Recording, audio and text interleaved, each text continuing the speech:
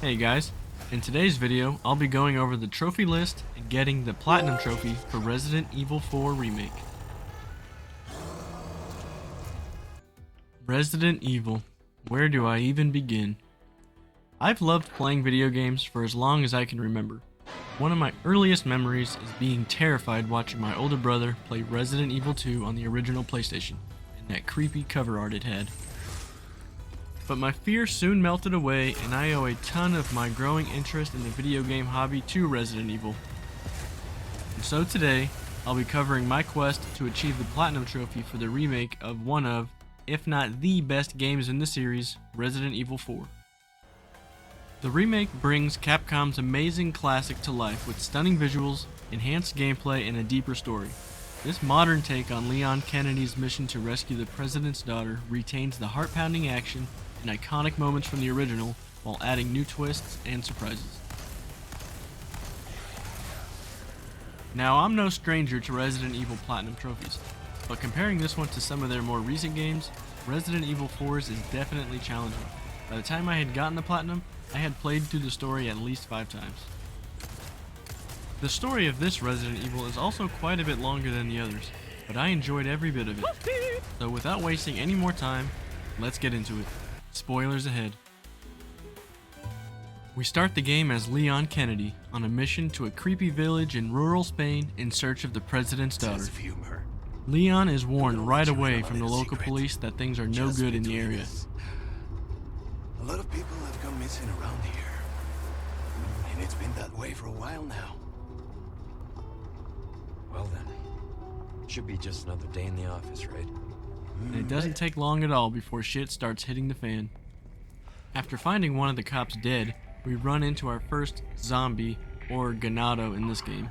They aren't really the Walking Dead, but more just people infected with a parasite. No fucking way. Man.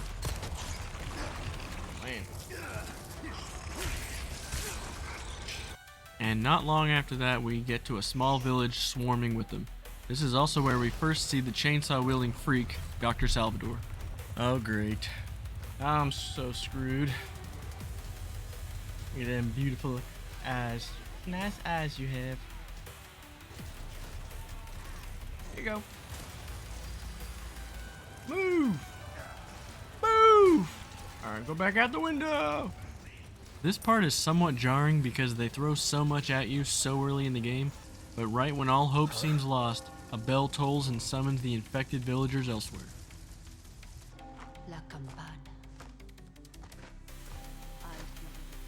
Moving on to the next area of the village, we see these strange blue medallions scattered around.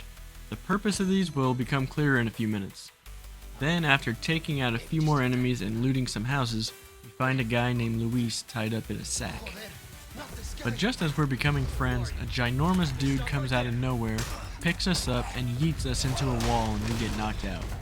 We wake up in some small factory and find that all of our gear was taken, so now we have to find it. Walking through some hallways, we come across a knife, and soon after we come across a zombie villager on guard duty, and this is where I achieved my first trophy of the game, Knife Basics. This one is pretty simple, just parry an enemy with a knife. Once we find our gear, we meet one of the most important characters in the entire game, the Merchant. This guy will show up all throughout the game, and he is the one that will allow us to buy and sell stuff as well as upgrade our weapons. The Merchant also has a few side challenges for us to do, which include shooting those blue medallions I mentioned before. And after completing one of those requests, I got my second trophy. Nice one, stranger. Also, while I was talking to him, I had enough money to upgrade my pistol, which gave me the My Preferred Piece trophy. And just a few minutes later, I got another easy trophy, Revolt against the Revolting. This is given for destroying one of the Clockwork Castellan toys. There is one toy in every chapter, for a total of 16 of them. Progressing through the story, we come across the Merchant again near a big lake. And at this specific location, there is an elevator that takes us to a whimsical shooting range. There are a few trophies tied to the shooting range, but the only one I got for now was Amateur Shooter, and that was for completing one of the trials there. There are a couple other points in the game where we will return to finish them off. After solving some puzzles and running some errands once again, we gain access to a boat and have to cross the lake. And this is where we come across the first big boss of the game, Del Lago. This thing is like the Loch Ness Monster if it was a salamander and had a real bad case of worms. This battle was pretty fun, and after making short work of it, the Harpoon Hurler trophy popped. After killing Del Lago, the area around the lake becomes safe to travel around without too much worry. And while looting and solving puzzles, we find the key to the church back at the village, so we make our way back there. While on our way, we come across our first El Gigante. There isn't a trophy involved with killing him, but he's a pretty iconic boss fight and he looks great in the remake.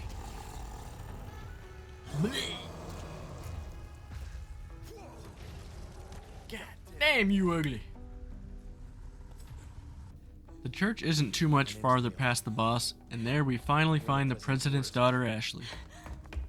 And as soon as we step back outside the church, I get my next trophy, Talk About Near-Death Experience. This one is given for rescuing Ashley as she's being carried away by an enemy. After saving her and plowing through a bunch more villagers, we run into Dr. Salvador's girlfriends, the Crazy Chainsaw Sisters. They make for a pretty hectic fight, but on standard difficulty it's not so bad. After I killed them, I figured I'd have some breathing room and time to gather some supplies before I encountered the next boss, but boy was I wrong. Because right around the corner from the Chainsaw Twins, we run into the ginormous dude again, and this time we have to fight him. This guy must have eaten the centipede devil fruit because, I mean, just look at him.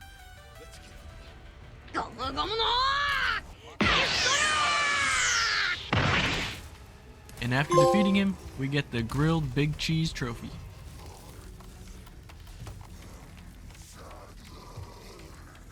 Killing the centipede man is pretty much where our time in the village ends for the rest of the playthrough. Now onto the castle. The castle entrance is guarded by a bunch of infected zealots and catapults, and after climbing our way up, we raise a huge cannon that we can use to blast the front gates open. Using this cannon to blow up a zealot gave me the trophy Overkill. While inside the castle, we run into all sorts of nasty enemies, from the blind dudes with the Wolverine claws, the giant bugs, and the living suits of armor. One enemy we come across deep in the sewers of the castle is the Verdugo, scorpion man hybrid monster, and let me tell you, this guy is a beast. He soaked up a ton of shots and nearly ran me out of ammo, but after finally killing it, I got the Wave Goodbye Right Hand trophy. The next trophy I got had to do with turning in requests to the merchant. Every time a request is completed, the merchant will reward Leon with special items called spindles, and those can then be used to redeem unique items back from the merchant. One of those unique items is called an exclusive upgrade ticket. Once I leveled up a weapon all the way, I used the ticket and got the A Masterpiece trophy. Moving on from the Verdugo fight, we team up with our old pal Luis again, and during our time together we have to take a ride on some minecarts like we were Donkey and Diddy Kong. There are two sections, and for getting through both of them without taking any damage got me the Hope You Like Thrill Rides trophy. This one took a few tries, but after learning when and where all the enemies would be, it wasn't too bad. A few minutes after we get off the minecarts, we run into Krauser, Leon's former mentor. He immediately shanks Luis, and an epic knife battle ensues.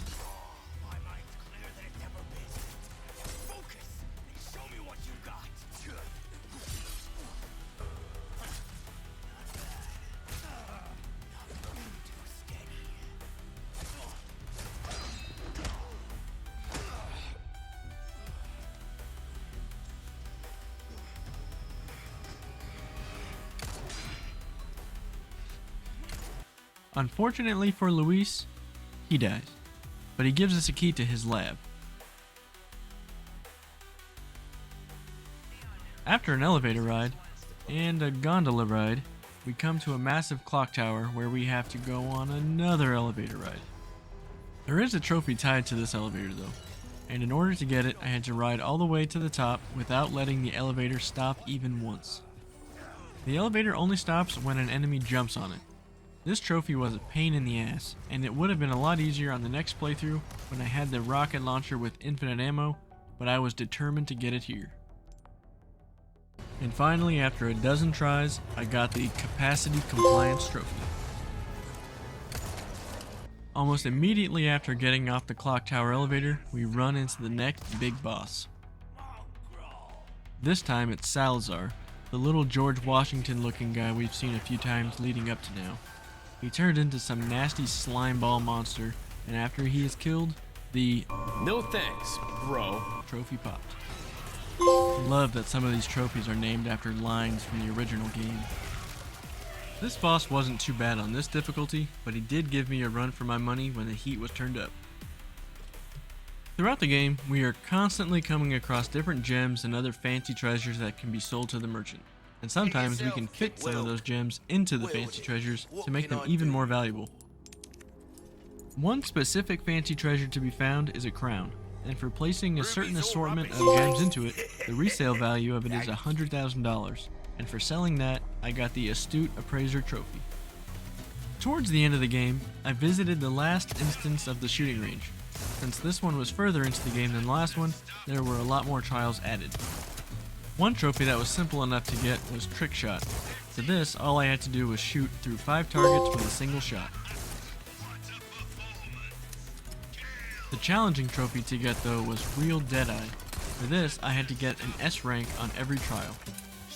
At first I thought I had to check every little box on each trial, so I spent a lot more time on this than I needed to. But when I figured out I didn't need to get an absolutely perfect score, the trophy came pretty quick. A little while later, Ashley gets kidnapped, surprise surprise, for like the 4th time throughout the game, and we run into Krauser again. This boss fight takes place in some old ruins, and it is awesome.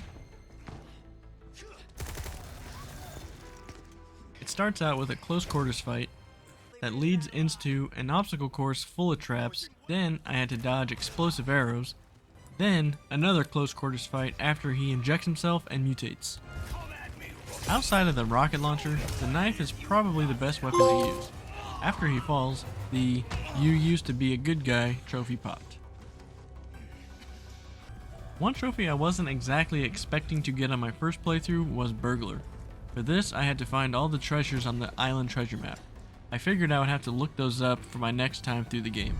There is a similar trophy for the village portion as well as the castle, but I did miss those on my first playthrough. The last boss of the game, and pretty much the end of the game, is Sadler. He transforms into a humongous crab with eyeballs on his knees and a big one in his mouth. Kinda like the Salazar boss fight, he didn't give me too much trouble here, but he will be a major pain in the ass later on.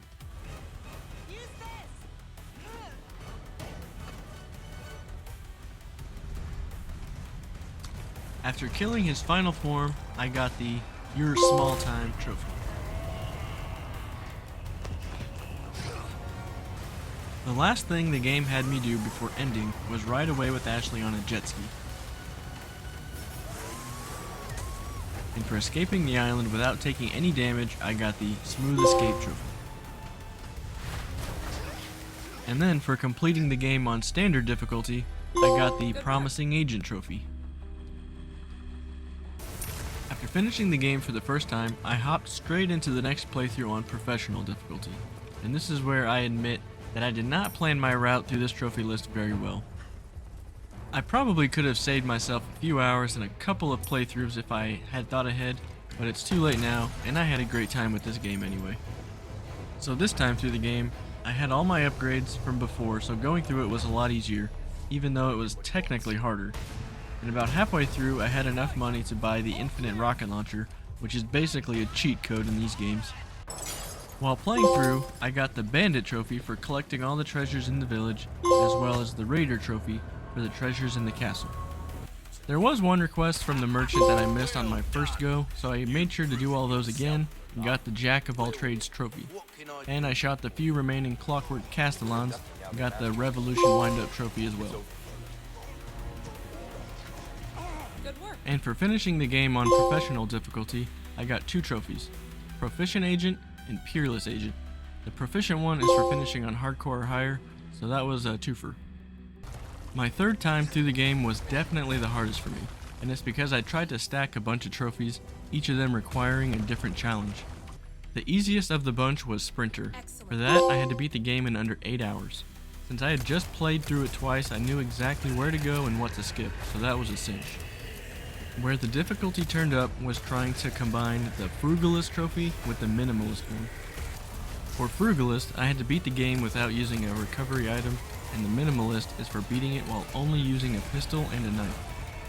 By the time I got through the village horde at the very beginning of the game, my health was already to the point where it reached max auto regeneration, which is only at like a quarter. So that meant that I would die pretty damn quick if I wasn't careful. That's also why the later bosses gave me so much trouble. I could only get hit twice and could only damage them with a pistol. It was brutal. On top of all that, I also went for the Silent Stranger trophy, which meant that I had to go through the whole game without talking to the merchant. I had to be a little wuss at the very end though. I made a backup save and blew up Sadler with a bazooka so I can get the Frugalist trophy, and then went back with the pistol and ate some herbage so I could stay alive long enough to kill him with it. I'm not ashamed of what I had to do. Okay, maybe a little. The next trophy I got was Gun Fanatic. For this, I had to obtain all the weapons in the game, including the bonus ones. I kinda cheesed this one too. One of the bonus weapons to get is the hand cannon, and to unlock it I was supposed to beat the game on professional difficulty again, but without using any bonus weapons. While this doesn't sound all that hard, there is another much quicker way to get it, and that's by downloading the free Mercenaries add-on and getting an S rank on a few levels. This only took me 15 minutes rather than the few extra hours an entire playthrough would have. The two other bonus weapons were the Primal Knife for shooting all the Clockwork Castellans, which I already did, and the Chicago Sweeper for beating the game on professional with an A rank, which I did with the Infinite Rocket Launcher. Then I just had a few cleanup trophies left to get. Resident Evil 4 doesn't have a chapter select feature, but it did allow me to make a crap ton of different save files. And since I had already played through it a few times at this point, I knew where I needed to put them in order to get the following trophies. The first one, Shield Your Eyes, is for defeating 3 enemies at once with a flashbang. I did this one in the castle when getting the Golden Lion Head and killed the 3 suits of armor. The next one was Never Heard It Coming. For this, I had to defeat a Garrador using only knives. When I did this one, I didn't have the unbreakable knife yet, but luckily I was able to find some kitchen knives lying around. Next was You Talk Too Much, and that's for throwing a grenade into the Salazar boss's mouth. This one was pretty easy and can be done as soon as the fight starts. The last cleanup trophy was 2 bugs, 1 stone, and for this I needed to kill 2 parasites inside the Regenerator monster with a single shot. I kept trying to do this one the hard way while the monster slithered towards me, but then I realized I could just shoot the one sleeping in the tubes.